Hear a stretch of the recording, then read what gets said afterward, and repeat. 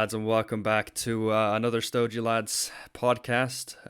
We are back in the regular sort of format. I just realized I was thinking before we recorded this, we've jumped back and forth a bit. We had the Jose Blanco episode, then we did a normal one, then we did the Arturo Fuente one, but now we're doing this again, back to basics. Yeah, it's been a bit of a mixed bag, but it's of podcast styles. But nonetheless, It's been very fun to kind of do that kind of thing, to mix, and I hope that that it's well received as well. Or yeah, we know that it's well received, so we're having a lot of fun as well.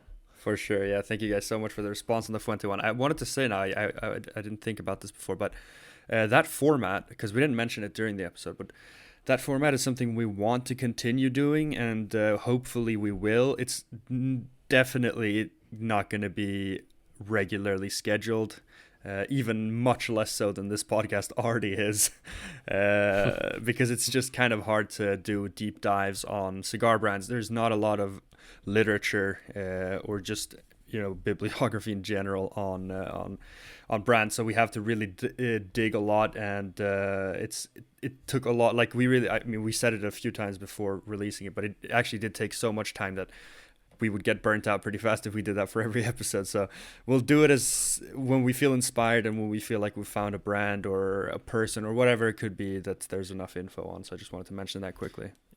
Yeah, absolutely. Like it was super fun to do, but it was a lot of effort as well. Yeah. And like you said, there's not every single brand that you can do it about, since there's not just enough information. So yeah, really fun to do those kinds of episodes, but not that frequently, I guess.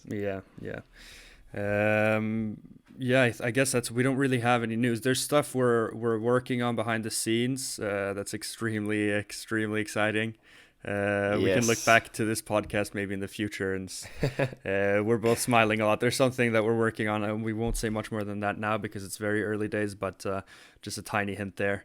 But kind of talking about brands, I think we can just move into the first, because we have this one's going to be a little bit of a mix and match style podcast. We have a few different segments.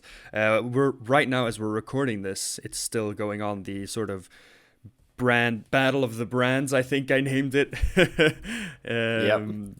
On these stories, basically seeing which brand our followers picks as the supreme. And that's going on right now. So we wanted to just basically mention what we would vote for, I guess, in case that interests anyone. So I'll just read out the contestants really quick. So the first matchups: Cohiba, Bolivar, Monte Cristo, Trinidad, Romeo Julieta, Partagas, Oído Monterrey, A. Chapman for the Cuban side. Those were the four matchups there. And then Fuente Perdomo, Davidoff Oliva, Padron Drew Estate, and my father Rocky Patel on the non-Cuban side. And then these are all going to match in a bracket. You guys have seen it on the story. And then the winner on each side basically will face off in a Super Bowl of Cubans or Supreme cigars. So let's start with the Cuban side, lad. What Cohiba Bolivar, what would you choose? Briefly. Yes, I'm going to be pretty straightforward here and just say Cohiba. I'm not going to offer that much of an explanation. Pretty much, I mean, just the amount of lines and vitolas outnumber Bolivar, and so to not make this too long, Cohiba. Yeah, same for me. Same reasoning, really. I love Bolivar, but there's just not enough cigars to really match up. All right, Monte Cristo, Trinidad. Here I chose Trinidad. Upset alert! Ding, ding, ding, ding. Yeah, exactly. This is the nice. What's your reasoning about I chose Trinidad because, we've discussed it a bit before, but Habanos are placing more and more focus on Trinidad coming out now with like more and more exciting lines and stuff like that. And just to be really honest, is that I've in smoking both Trinidad and Monte Cristos, I have just much better memories from Trinidad, really, and I'm more excited to smoke a Trinidad when I think about it. So that made it clear for me. Yeah. Let's keep the trend of me just saying ditto, because Trinidad for me as well. A lot of the reasoning is the same. I just love the brand, and like you say, I mean, for some reason Monte Cristo just appears as pretty forgettable to me. The number 2 is the only one I have really like great memories of, but I don't know. For me, it's fine. but nothing more. Yeah. All right, Romeo and Juliet. Okay, how about you take this one first? Right. Yeah. It's becoming a little formulaic. For me, it's Partagas. This is along the same lines. For me, Romeo and Juliet also just kind of follows suit with Monte Cristo, where it's so middle of the line in the Cuban cigars. Like Monte Cristo and Romeo and Juliet aren't brands I dislike whatsoever. They're just not brands that ever have blown me away. Like the Churchill is fine. The short Churchill is probably my favorite Romeo and Juliet I've had, but Partagas just, I mean, the D4 I absolutely love, and so on and so forth. What about you, Lod? Yeah. This is fun. We're not leaving much room for debate here because I also chose Partagas. And largely for me, it's the flavor profile here that I decided on. It's I like that Partagas more. And like you said, like Romeo and Juliet are more forgettable. And we're probably upsetting a lot of people here. Leave up there. Yeah, of course, this is very subjective. All right, next one. I'll be very, very brief. Oyo the Monterrey, Upman. Even though I really do like Oyo, Upman is one of my, if not my most favorite Cuban cigar brand at all. I just love the brand so much that for me it's easy Upman. What about you, lad? Yes. I first of all knew that you would pick this. Yeah. But I also chose it. Damn. Just 4 for mostly 4. because yeah. Well, yeah, they include many of my many favorite cigars that I've had, like the Magnum 46, and the Half Corona is also awesome there. And I mean, Hoya they do have great classics like the Double Corona and Epicure series for sure. But it's just not like my favorite profile, that extreme lightness, really. So that's what I went for here with the Upman. All right, Arturo Fuente Perdomo. For me, that's extremely easy. Fuente. Perdomos are decent cigars. Fuente is incredible. What about you, lad? Yes. Same? I didn't leave any notes here. I just wrote Arturo Fuente. Fair enough. Davidoff Oliva? Yeah, I'm going to say Davidoff. Yeah, same. Close, but same. Close, but no cigar. Yeah, I guess fair enough. I mean, Olivas are decent. Davidoffs are just stand I mean, out in the first round, the favorites are pretty much gonna. Yeah. What about Padron Drew Estate, though, lad? Padron Drew Estate. I chose Padron. I mean, there's two very different companies here, really, like different backgrounds. Yeah. One like an old classic and a newer company coming. That obviously they produce great cigars like Liga Privada and stuff, but I mean the 1964 series, and it's always there on Cigar Aficionado's top list, and I looked through their scores, and there's almost not a single score but below 90 points. It's amazing consistency. So that's many years counting now. So yeah, for me, Padron. Perfect. No notes, lad. Nothing to add there. Yes. All right, here's the first. We've agreed completely, but I think we have different answers here, because I'm going to go with my father. And a lot of the reason for me is just the Flor de las Antillas is one of my absolute favorite cigars, especially for the price. I don't know what it is about it, but I just love that cigar, and like it's really just good value. And I there's a lot of other my fathers that I think are decent. So when this was up, I from my personal account, I voted on Rocky Patel because that was my first like instinct, really. And then now when I was looking through the list, we haven't obviously talked about this, but I was remembering back to some of the smokes I've had on either side, and I settled for my father as well because of my father, and like you said, now the Flor de las Antillas was one of the budget sticks that really sticks out. So pretty similar, extremely takes pretty, there. Identical. Pretty. There was that one little note on Rocky Patel. All right, let's go through quickly now the next rounds. Just Cohiba Trinidad, lad. Yes, Cohiba. Okay. For me, I think so as well. For me, I just love the Siglo series so much.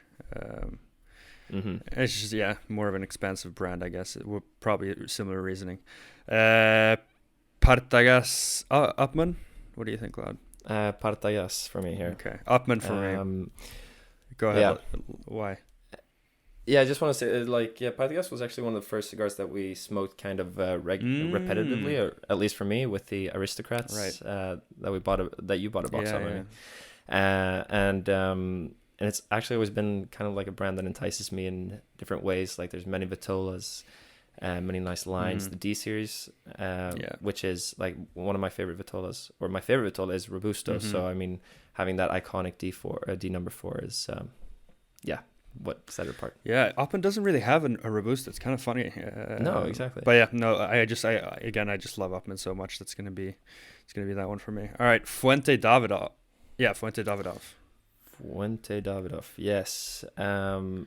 Here I think that my prediction is that, well, I guess Davidoff is going to win the non-Cuban side. Yeah. But for me, it's Fuente. And without going through like the entire selection here, really, of Fuente's lineup, there are just so many lines that I want to try and I'm so excited for. So it's going to be... I think, they have more affordable options that are better, and I think Fuente does more experimental stuff in general to the mass market. Like the Cameroon thing was just kind of groundbreaking, and then I think it's just that the variation and the experimentation, and then Fuente for me as well. All right, Padron, my father. Here I chose Padron, and mostly like points that I discussed before. Yeah, same here. Yeah, my father's a nice brand, but Padron is just heritage. And all right, so finals for each side then, lad. Cohiba, Partagas for you. Who's your champion? Cuban champion. So in the end, for me, it's gonna come down to Cohiba because I mean, there's just too many big hitters not to choose, and I mean, I guess it might be a boring pick, so to say, but I mean, with the Behike Talisman and just other spectacular releases, and probably more to come, it's difficult to put anything else above that. Fair enough. Upman for me. Upman Cohiba in my lineup. Yep. I mean, it's just And the thing with Upman is it has like that Sir Winston, for example, which is a super exclusive stick, but it's fair enough. Fuente Padron. Fuente Padron. I'm gonna say Fuente. And this might be mostly because I mean we did this deep dive on Fuente, so now might just be a bit crazed about like their ways of going about. Yeah, no, exactly. But I agree. So, Padron they're very. Padron are so heritage based that they barely do anything. They have their core lines of Nicaraguan puros, and that's it. They just released a Connecticut cigar like 3 years ago. That was the first and not that I love Connecticut's, but I'm just saying Fuente has a lot of variation. Padron just doesn't really have that. So Fuente, I think, is a worthy winner. All right, so Cohiba Fuente, lad. That's kind of interesting. Yeah, absolutely. That is. What do you go for? A tough one. Do you know? It sounds like you're stalling. I'm not entirely sure, but yeah, kind of. No, I'm gonna go Cohiba actually. Okay. More of a Cuban cigar guy, aren't you? So I mean. Yeah, I guess exactly. So that's what's. My winner is Cohiba. Yeah, fair enough. In the Super Bowl. I mean, I'm gonna. It's just because my experience with Fuente, I've had Opus. I haven't had their more budget stuff, actually, funnily enough, with Fuente. So I'm going to go with Upman just because I've had more of their cigars. But in terms of, I mean, Upman's an Habanos brand, and Fuente's history and all that stuff isn't better. But, these are just arbitrary decisions. But, nice lad. All right, you know what? We forgot something as well. We've both been, you just had a sip, but what's in your glass, lad? I did. Let me know what's in your glass. So I recently made a simple syrup with ginger, like a ginger simple syrup. He's back at it. Yeah. So now I tried that with some rum and lemon. So I guess kind of like a daiquiri style, but with the added ginger simple syrup. And God, that sounds delicious. Very nice, very refreshing, and I really recommend trying a ginger simple syrup if to get just kind of a different dimension of that sweetness. Light rum, dark rum. What rum do you go for? Light rum. Okay. This was a Bacardi white rum. Bacardi, classic. Exactly. No, that's good for mixers. Yeah, absolutely. That sounds delicious. How about you, Lad? Simpler as well. No mixologist. I just have a classic old fashioned glass, but it's not an old fashioned. I just have Buffalo Trace bourbon in here. I wanted to get it in the podcast before, because I almost finished the bottle now. And for the Americans, we barely give any love to bourbon here, lad. Like we don't review it. We never drink it on the channel. I had like bourbon once on this podcast, and it was Four Roses that I think I mixed with like a nice a cola, but. Yeah, just drinking it, and I'm gonna have a sip now because this has just been standing here because we forgot about it. So I'm gonna have my first sip. Yeah, we really dived into this brand tournament that we were so excited for. Oh, that's good. I haven't had bourbon since like back in August when I haven't had much of the spirits for a while. So that's good. This Buffalo Trace is probably my favorite bourbon that I've had. That's delicious. All right, lad. Next segment. This one's kind of a goofy one.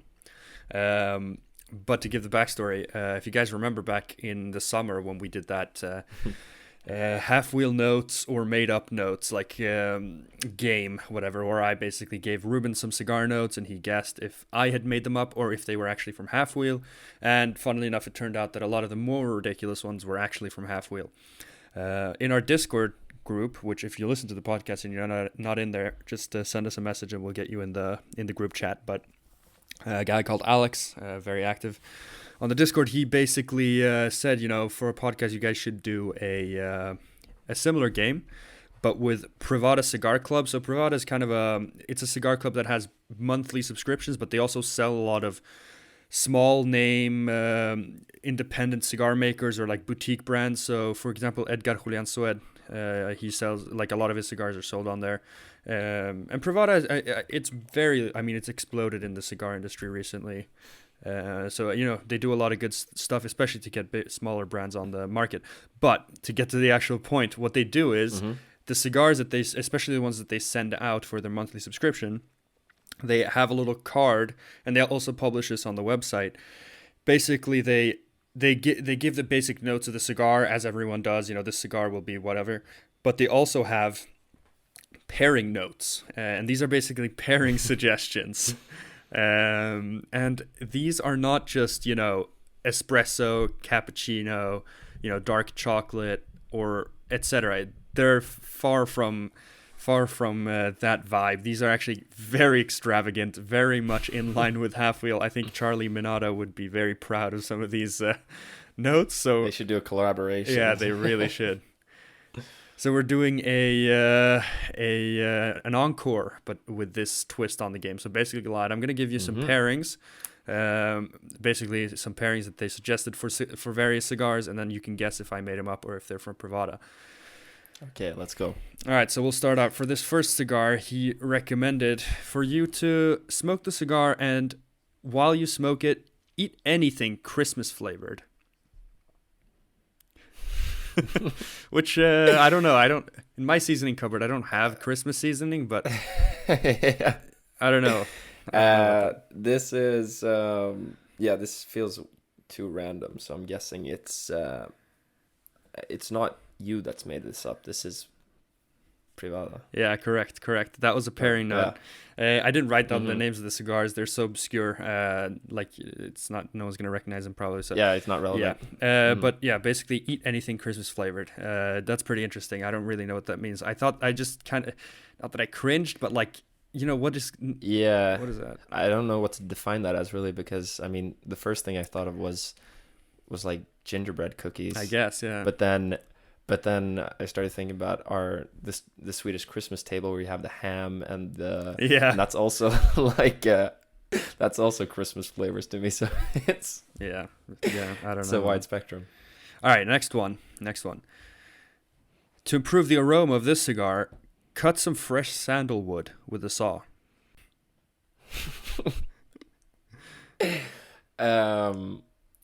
Did you make this up, lad? You're supposed to guess, dude. Yeah, okay, that is your guess. Okay, yeah, correct. I made that one up. And this also actually goes in line with the other game where I couldn't really find a lot of stuff that wasn't mentioned, so I needed to go really out of the box. And the thing is, you said the first one was so random. That's what I wanted to do with this. Make it too random. Yeah. So. Yeah, exactly. No, I get the point. All right, next one.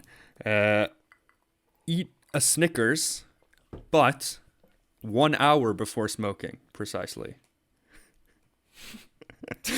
And this is, keep in mind, this is to pair the cigar. So this is for the cigar smoking experience to be improved. So feel free to have a Snickers bar, but please an hour before, sir. Privada. Yeah, correct. Yeah, but this is so funny because, like, I mean, did he try this? To make this up, like, did he have one half an hour before and say, "Oh God, I really fucked this up"? It's got to be an hour at least. Yeah, exactly. Why not? Yeah, okay. I'm not even gonna go into that. Yeah, it's so random. I mean, I don't know how much of this is. Honestly, sometimes when I read these reviews, I kind of felt like he just did it as just to joke around. But I guess not. All right, next one, lad. Swedish pickled herring. Mm-hmm.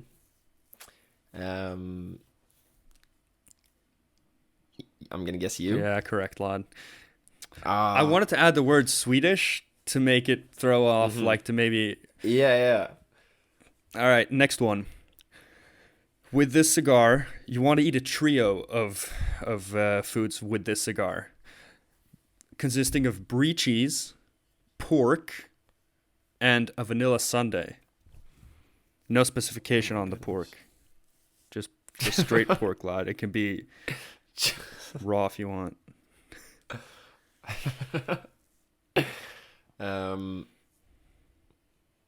Let's go Privada. Yeah, you're right. You're spot on in this game. I don't know what your prize will be. Yeah, but you know why I chose this one? It almost feels like it's harder for you to like come up with them, not even having tried. Yeah. Yeah. No, but you know why I chose this one? Because I remember us having a conversation some months ago about like pairings and what would be the most disgusting pairing. And I remember us talking about cheese as an example. Because I think the thought of cheese and cigar smoke is so revolting. I don't know why, but like... Yeah, actually. I feel like, cigars is like chocolate and coffee and like those, I don't know, those like more desserty. Yeah. Like cheese is just... Yeah, I don't know what kind of cigar you would pair with... Do you know what cigars they had with that? Almost all of these, they're a U.S. market. They're much heavier. So almost everyone was like a Maduro style cigar. I should have wrote down.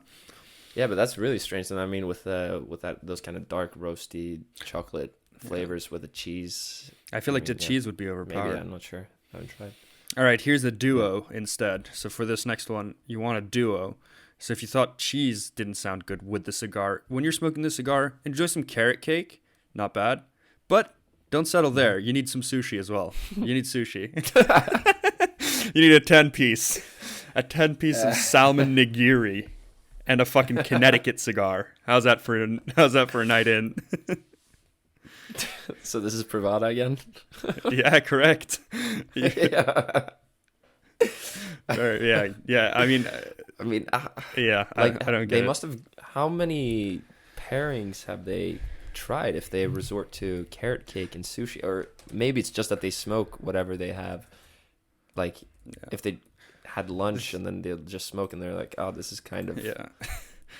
This works. I should say that sushi, this was like one of 4 times that I found sushi.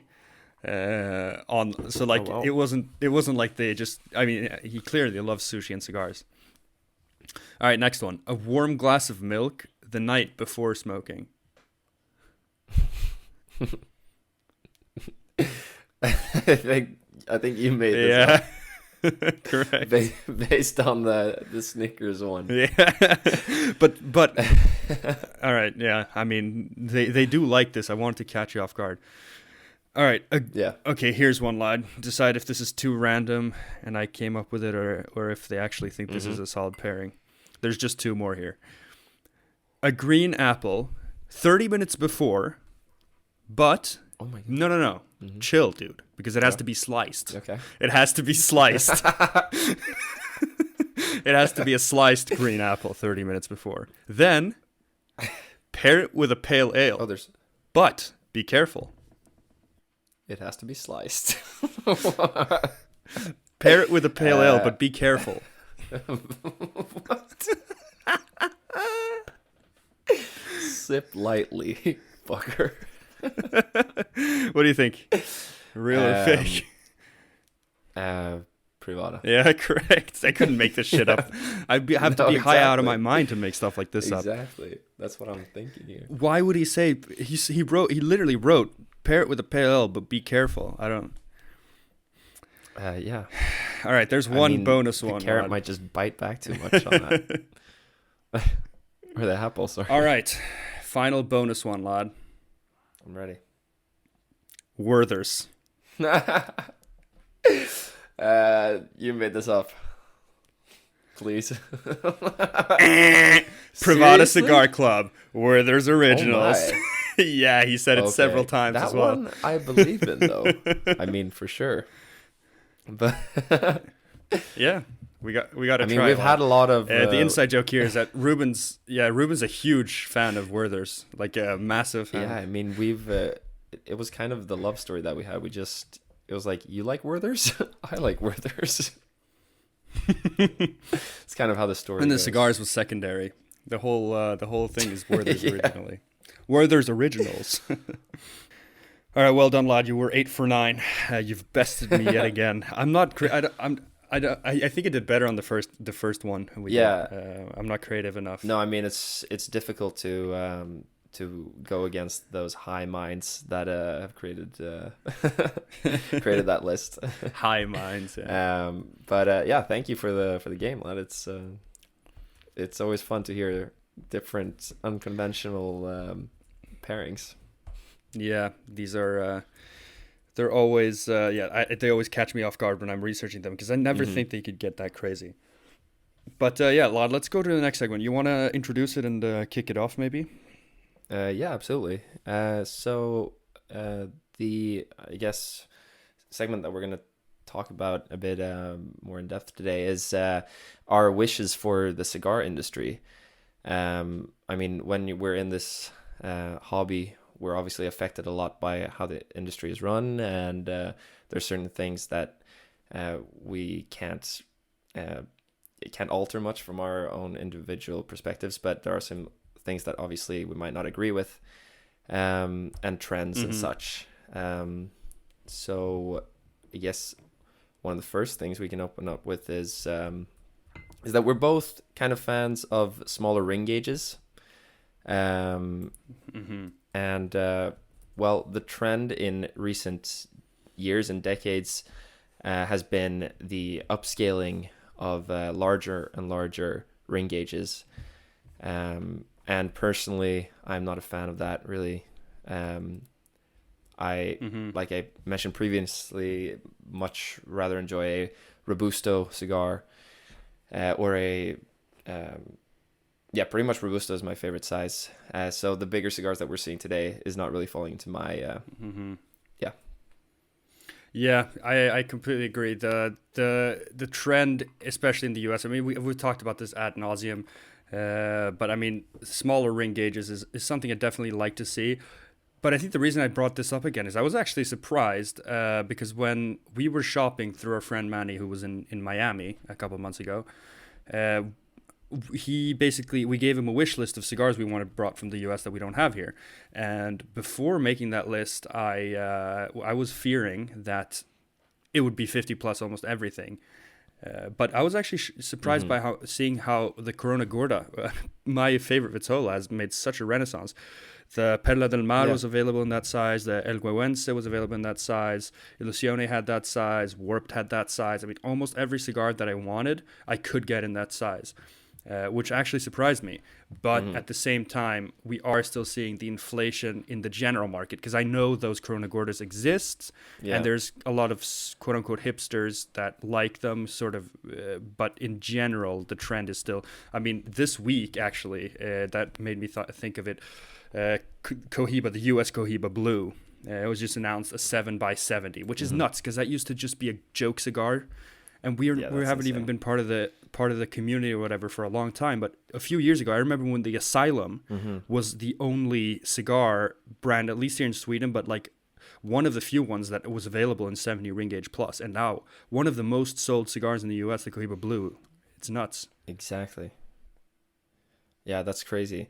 And one thing I read from Cigar Aficionado's page, which was kind of interesting, I guess, is that like the reason that's also thicker ring gauges have become a bigger thing is that consumers often cite that the value of having more of the cigar is the reason for preferring the thick cigars, which really goes against kind of the entire aspect of enjoying the cigar, because I mean, I guess you get more product for your, well, obviously you get more product for your buck, but you're not getting a better experience for that.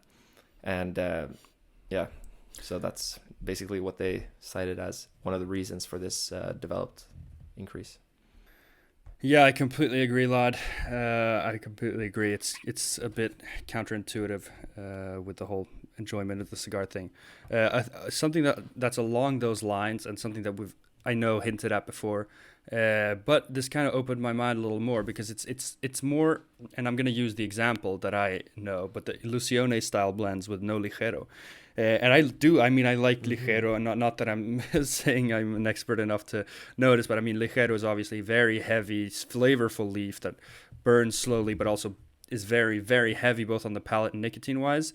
I know the Ilusione Iperne line was kind of famous for omitting ligero completely in their blends, and it was super flavorful, but it was not heavy. And I do recommend for everyone to try that cigar out, because it's kind of a unique experience. I felt that in the Opus X Angel Share as well, where there was so much flavor, but there was so little strength and so little body, which is not, you don't have to have little body for a cigar to be better. Just like in some situations you want a lighter cigar, but that also just delivers a lot of flavor, because I've smoked way too many tasteless Connecticut's to, I want to see other light cigars that are also really good. Yeah, that's very true, that like that you can have that lightness of body and still have that flavor, and that's very cool to step away from that, I guess, otherwise very traditional way of making cigars, including ligero and in the filler. Interesting note there. One big thing that I think anyone involved with cigars would be very excited to see is to see Cuba open up. And what we mean with that is obviously to just imagine the thought of having Cuban tobacco mixed with other countries' tobacco, and seeing that kind of, it feels like there's so much room for experimenting. I mean, it's almost next year, it's 6 decades of embargo, and not having seen that craft of being able to mix Cuban tobacco with other countries' tobacco. It's such a shame. Yeah, that would be something, obviously. Yeah, I was literally dreaming about that last night. Not in my dream, but I was like thinking, I was just imagining, like, imagine all the fucking cool stuff. Like, just imagine something that's never been done, but like, it's not like this is my biggest dream, but just out like kind of out of the box thing, a Connecticut wrapped Cuban cigar. I know you can't, I know they don't grow Connecticut wrapper in Cuba, but using an Ecuadorian Connecticut wrapper and having the rest of the cigar be Cuban, what would that taste like? That feels like such a far-fetched idea. Yeah. I know, it's really cool, but something that I read, I mean, I think it was this summer, was that J.C. Newman had filed a petition to the U.S. government and wanting the import of like privately farmed Cuban tobacco to be legally imported to the U.S., because there have been products like Cuban coffee beans that have been legally imported to the U.S. And then he thought, well, why not tobacco, really? So he filed a petition, and I'm not really sure on the update of that, but apparently, I mean, it would probably make bigger news. That's fascinating. I know there have been some brands like Kazdagli's predecessor, which was called Bespoke Cigars. I know they made Cuban, like they used Cuban tobacco. So I know, but that's a British brand. It's a British-based brand, so they don't have the restrictions technically. So you can. I know EGM cigars right now also have cigars with Cuban tobacco.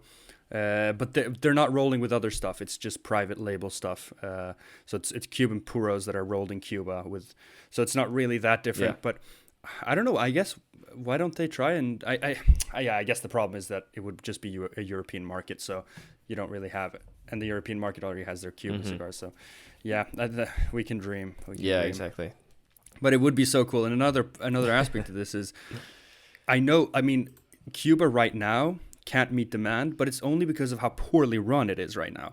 Because remember back in the day, and if you guys listen to the Fuente podcast, the US used to roll millions and millions and millions and millions of cigars a year.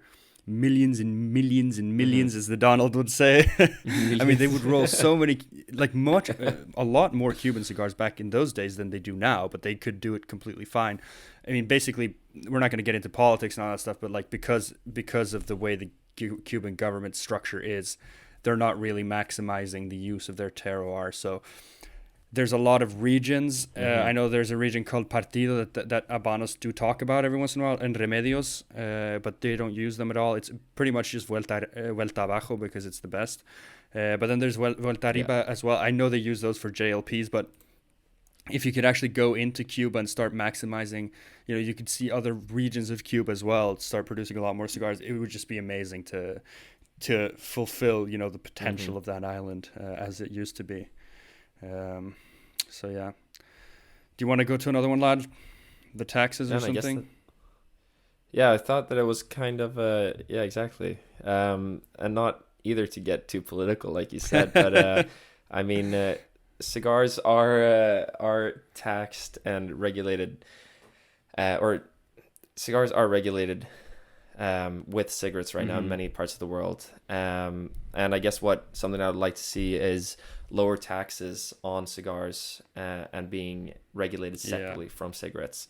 Because that's one thing that we always keep coming back to, is that it is not the same product as cigarettes and should therefore not be compared to in the same sense of its health risks and everything. But yeah, I was looking up some different taxation on cigars. In the US, Florida doesn't tax cigars, for example. And I guess that's like Florida obviously has this rich history with producing cigars, so it's an important part of their livelihood and everything. But in some parts of the states, cigars are often taxed by wholesale price, and some states almost taking like 100% tax on the wholesale price. And even worse, countries like the UK and Australia, tobacco is taxed by weight, meaning that cigars are hit so much worse than cigarettes. I mean, obviously because they're so much larger in size, and in Sweden it's kind of the opposite because they're taxed per cigar, so making the overall impact of the tax on a pack of a cigarette so much more than a cigar. So we have it pretty good here in Sweden, but in many parts of the world it's not as easy to smoke cigars and not as accessible because of the price. So that's a shame. I completely agree. I just wish politics I mean, I'm not going to be, it's wishful thinking, obviously. They can't, there's a lot of bigger issues at hand, but it's always frustrating that they don't even care to understand the difference. They have no interest whatsoever to distinguish between cigarettes and cigars. It's all just often grouped into the same thing as smoking tobacco. It's just the same group of products, and that sucks. So yeah, let's stay along governing, and this is one that I think I would like to see, but I'm not sure to what extent. But a governing body that could regulate the market, sort of like whiskey's regulated. So if you guys know a little about your spirits, whiskey is highly, highly regulated. To call something Scotch, it actually needs to legally be produced in Scotland. Otherwise, you can't sell it as Scotch. Bourbon has to be made specifically with 51% corn, and it has to be stored in new barrels, or it legally can't be sold as bourbon. That does not exist whatsoever in cigars. Cigars is sort of like rum in that sense, where you're allowed to kind of do what you want. There's no governing body. You can, the only limit I think is for the name premium cigar, and I'm not really sure what the limit is there. I think it's like whole leaf or whatever. There has to be whole leaves, because I've seen some shoddy looking cigars be called premium cigars. So that's something that I would like to see more focused on. Yeah, something that when I was looking up this taxation for cigars, there was like for each state in the US can define what a premium cigar is. And there were like some caps on what the tax could be. If it's a premium cigar, then it had a cap of this much. Interesting. Like yeah, up to $50 or something like that. But so that's also interesting that it for each state that it can pretty much they can decide what is a premium cigar, and that there is no yeah, that ties along for it. very nicely actually, yeah, because it would be much simpler I think in terms of the legislature for that stuff as well if there was one governing body. So that's a shame, and I think there's a lot other than that thing where what's defined as a premium cigar. There's a lot of other stuff with cigars. I mean, quality control is completely up to the manufacturer, which in general works out pretty well. But like, and I know Cuba is one case, but the Cuban control is too poor. It just is.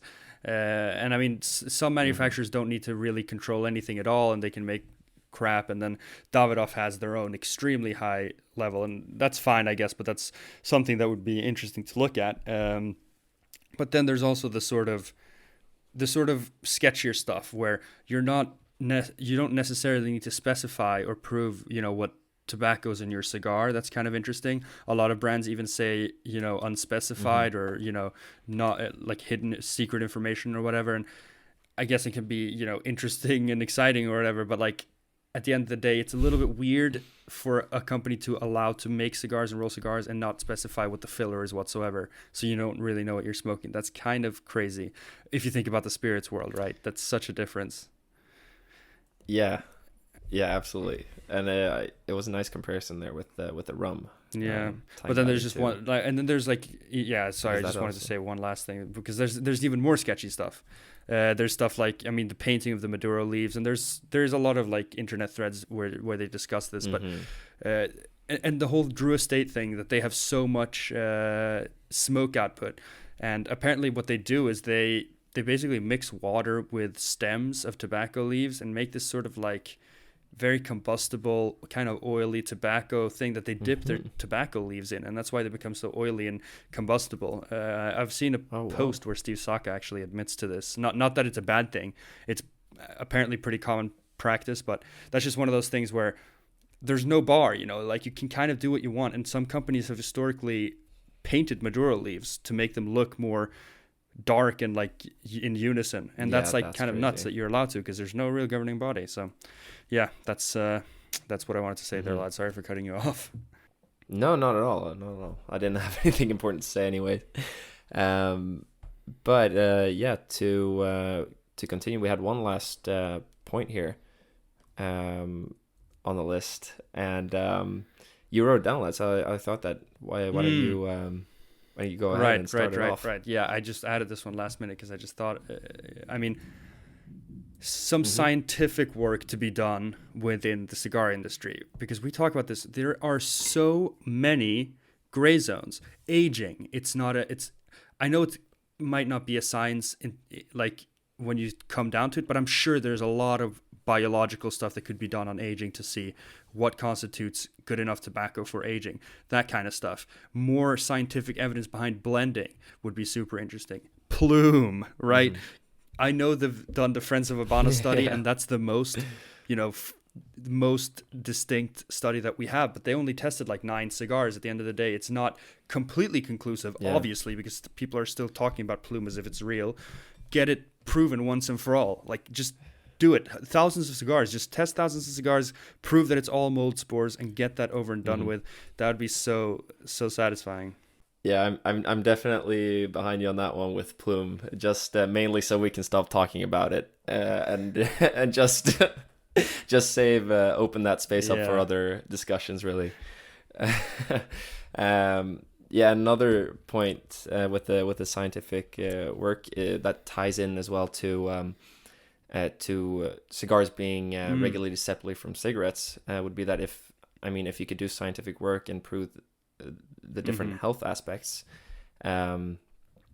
really that's also interesting to really know if like how bad cigars actually are for you. So that is also not a subject open to debate on the internet, really. I think we should do Yeah, sorry, lad. I was just saying. No. I think we'll eventually do a whole episode on the health thing because there's Yeah. a lot of interesting stuff on there. Yeah. But I'll just say there's only one scientific study on the effects of cigar smoking. That is insane. All the other ones are cigarette smoking, and they just bunch cigar smoking into it. And they basically say cigars are not a healthy alternative to cigarettes. Yeah, because you don't inhale smoke. Like, they're talking about it as an alternative, as if you smoke cigars in the same way as cigarettes. That's literally what they say. Yeah. And like, I mean, they're using the same, in most countries, they use the same cancer statistics for cigarettes as cigars, because there just aren't any numbers for cigars. But I feel like that shouldn't be legal. I mean, like, not that tobacco is inherently not healthy, but still, how can you talk about a product without any backing?